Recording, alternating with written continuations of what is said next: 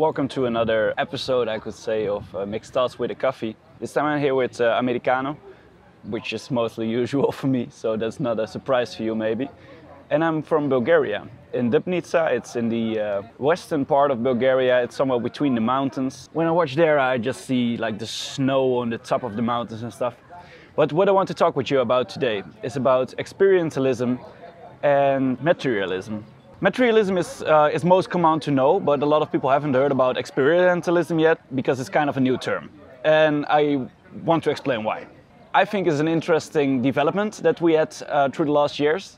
Your parents will probably come from a generation where materialism really was a thing. If you look like after the Second World War, especially the capitalist world, people wanted to buy more and more and more and more and more and more and more. So they bought expensive cars, big houses, and other expensive stuff, jewelry, okay, and gold and shit. So they just bought a lot of these things just to show other people what they're worth and what's their status and how good they were doing in life. This is what materialism is about. It's about buying stuff to show others how you're doing and to identify yourself with that also. But when you look nowadays, most of the millennials especially, they are not really into materialism. There are a few which have parents which buy a lot of stuff, so they buy a lot of stuff also. But we kind of have a change right now, and that's that people don't identify themselves with stuff anymore, but identify themselves with experiences. For example, traveling to the other side of the world just to meet new local people and to get into other cultures and sharing this with your friends. It's a strong Americano because they have 2 shots of espresso in there.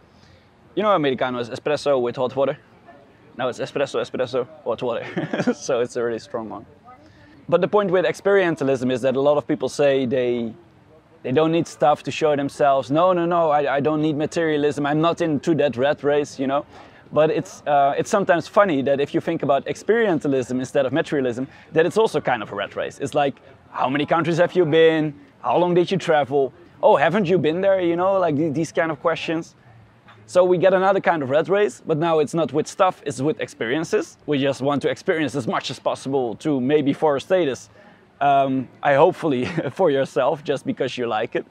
But if it's just for your status, it's starting to be a bit of a problem. You have the massive tourism in Amsterdam, for example, but also in Barcelona, in Venice. We saw in Venice also, and I was just like, why is everyone traveling to the same kind of places? Because they want the same kind of pictures. They want to say, I was there. But what's the value of it really?